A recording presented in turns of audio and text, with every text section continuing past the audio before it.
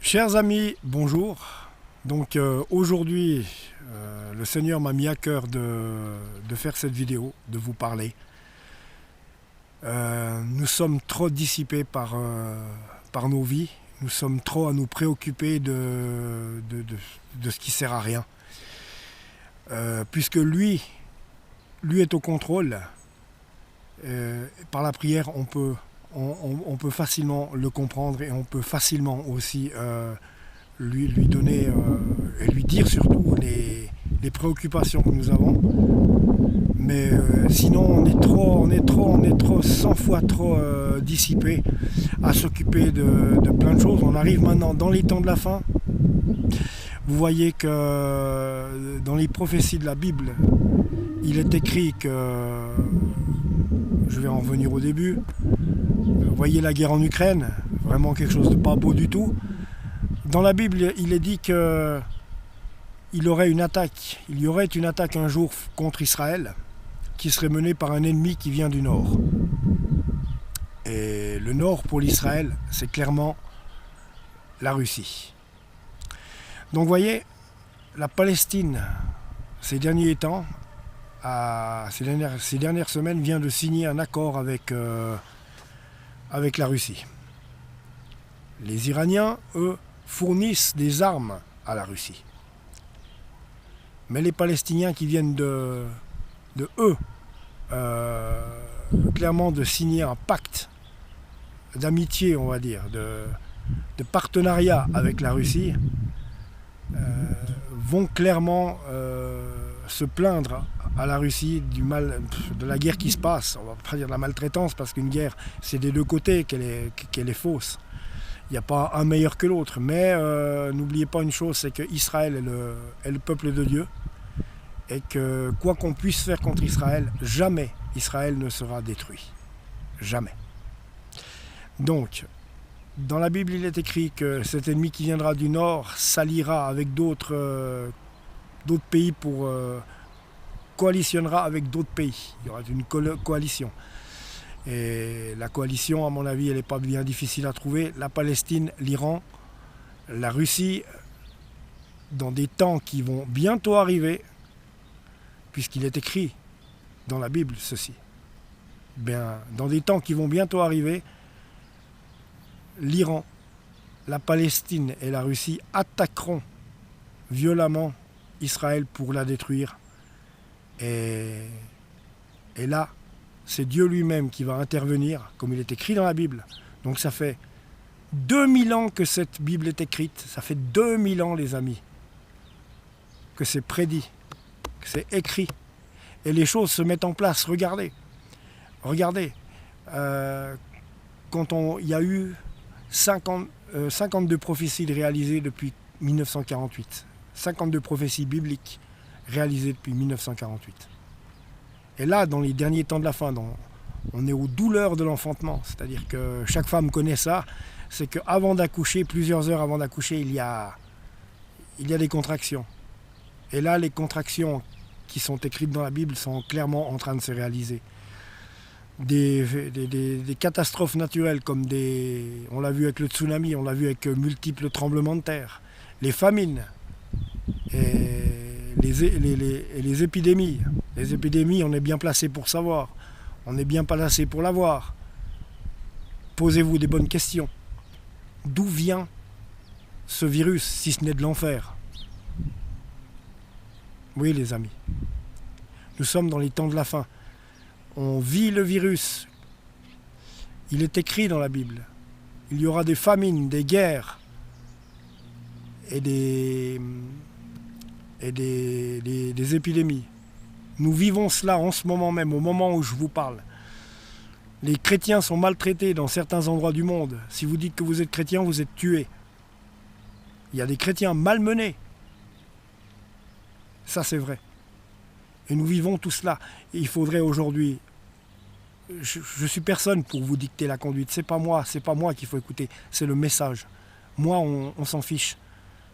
Le message que le Seigneur veut aujourd'hui que nous, ses enfants, nous transmettions, c'est qu'il revient bientôt. Il a la poignée de la main. Il a la poignée de la porte dans sa main. Il revient bientôt. Et la preuve en est, c'est que les signes des temps de la fin, le signe de son avènement, le signe de son retour est là. Les guerres, les épidémies et les famines. Les inflations, les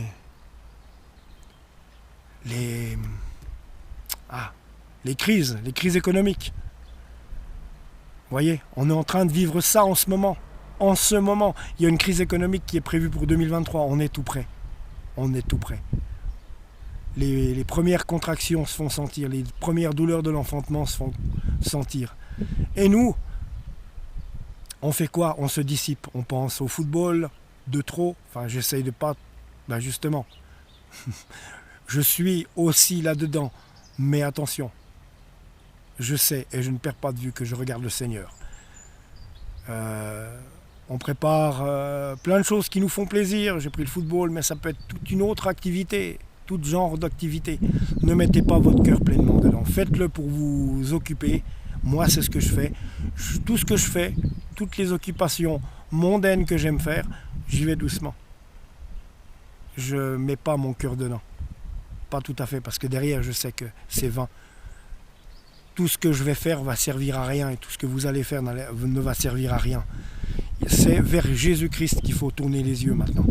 C'est vers lui, n'oubliez pas, c'est vers lui qu'il faut tourner les yeux. Nous arrivons dans les temps de la fin. Que vous soyez riche, que vous soyez pauvre, le résultat sera le même. Que vous soyez connu, que vous soyez inconnu, que vous soyez tout en haut ou que vous soyez tout en bas, le résultat sera le même. Si vous ne mettez pas votre espérance en Jésus-Christ, si vous ne reconnaissez pas qu'il a donné sa vie pour vous, pour nous, à la croix, qu'il s'est fait crucifier sur la croix pour prendre sur lui tous nos péchés, pour vous et me laver de vos et mes péchés, pour nos péchés, il est allé sur la croix, il est allé se faire crucifier pour nous laver de nos péchés. De son sang, il nous a purifiés. Et c'est ça qu'il nous demande juste de reconnaître et de lui donner notre vie. Dis-lui simplement, Seigneur Jésus, ou Dieu notre Père, je crois en l'œuvre de la croix. Je crois que Jésus-Christ s'est laissé crucifier pour que je sois sauvé. De son sang, il a purifié ma vie. De son sang, il a pris tous mes péchés, il a lavé tous mes péchés, il a tout pris sur lui, mes maladies, mes péchés, il a payé le prix, il a payé le prix. Il a payé le prix. Alors, et la seule chose qu'il nous demande de faire, c'est de reconnaître cet acte. La seule chose qu'il nous demande de faire, c'est de lui donner nos vies. Et il a bien donné la sienne pour nous. En plus, c'est lui qui nous a donné la nôtre. Qu'est-ce que vous avez de mieux à faire ou à espérer dans ce monde et dans cette vie? Franchement. Donnons-lui notre vie. Le temps presse maintenant. Si tu ne crois pas en Dieu, je sais que tu as un cœur. Je sais que tu raisonnes, tu sais raisonner. Tout ce que tu veux. Mais arrête-toi 2 minutes. Regarde autour de toi, rien ne va. Tu n'as pas envie d'aller en enfer pour le restant de l'éternité. Et il n'y a pas de restant. L'éternité, ça continue, ça continue, ça continue. La seule chose à faire, c'est de donner ta vie à Dieu et de reconnaître l'œuvre de la croix. Et de lui dire, Seigneur, prends ma vie, je te donne tout. Et commencez à s'intéresser à lui. Commencez à s'intéresser à lui. À ouvrir la Bible, à commencer à le connaître. Si vous ouvrez pour la première fois la Bible, ouvrez un évangile dans le Nouveau Testament. L'évangile de Matthieu, l'évangile de Luc. Commencez par ça. Et autrement, pour les choses qu'il aimerait, pour les ordonnances qu'il aimerait nous donner, lisez les psaumes et les proverbes. Vous y comprendrez mieux les choses. Mais ouvrez un évangile, l'évangile de Matthieu, l'évangile de Luc, peu importe. Le temps presse. L'ennemi est là pour détruire égorger, tuer. Et c'est ce qu'il veut faire avec nous tous. Mais sous la protection de notre Seigneur Jésus, sous la protection de Dieu notre Père, rien ne peut nous arriver. Confiez-vous en lui et tout ira beaucoup mieux, même dans votre vie de tous les jours. Même dans votre vie de tous les jours. Je vous promets. J'en suis témoin. Avant de venir à Christ, j'ai fait les 400 coups dans le monde. Ouais. Et j'avais une vie catastrophique. Tous les jours, c'était des tuiles. Tous les jours, c'était des tuiles. Ma vie avant n'avançait pas. J'étais tout le temps, même malgré les efforts que je consentais à faire pour ci ou pour ça, j'étais tout le temps dans la médiocrité. Aujourd'hui, je sens cette élévation que le Seigneur me donne. Parce que je lui ai donné ma vie, parce que je le laisse faire. Je n'ai plus de convoitise. Je le laisse faire. Le temps presse, les amis. Confiez-vous en Jésus-Christ. Confiez-vous en lui. Il n'y a que lui qui va pouvoir sauver votre vie. Il n'y a que lui qui va pouvoir vous amener sur le droit chemin. Vous ne pouvez pas continuer décemment comme ça. Il faut absolument maintenant qu'il y ait un réveil de votre part. Il faut, quoi que vous fassiez, quoi que vous soyez, arrêtez-vous 2 minutes. Maintenant, commencez à penser, commencez à réfléchir. D'où on vient? Qui a créé tout ça, à votre avis? C'est pas le Big Bang. Ou bien alors, si c'est le Big Bang, c'est le procédé par lequel Dieu s'est servi pour créer toute cette terre. Aujourd'hui, c'est important de donner ta vie à Dieu. Aujourd'hui, il faut revenir aux fondamentaux. Aujourd'hui, ça rigole plus.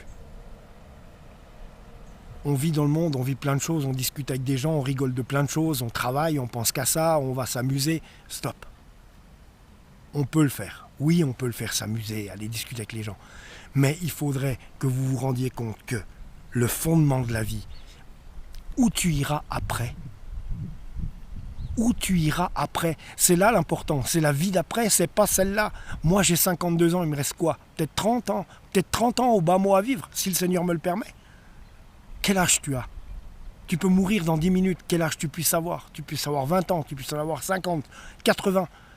Tu peux mourir là dans 5 minutes si le Seigneur a décidé ça. Et si tu ne lui as pas donné ta vie, si tu ne t'es pas rendu compte des choses, si tu n'as pas fait le bon choix, ça sera l'enfer. L'enfer. C'est déjà pas assez l'enfer comme ça sur terre. Et ça, c'est rien à côté de ce qui attend des personnes qui ne voudront pas du Seigneur, qui voudront que le rejeter. Ça va être une catastrophe pour les personnes qui ne voudront pas plier le genou. C'est lui qui vous a créé. Le temps presse, les amis. Comme je vous le disais en début de vidéo, la Russie va bientôt rentrer en guerre avec l'aide de la Palestine et de l'Iran et de peut-être d'autres pays contre Israël pour détruire Israël. Mais Israël ne sera jamais détruit. C'est le peuple et le pays de Dieu. Mais on y est tout près. Et quand vous verrez ces choses, l'enlèvement, le retour du Seigneur Jésus sera tout près. Soyez prêts.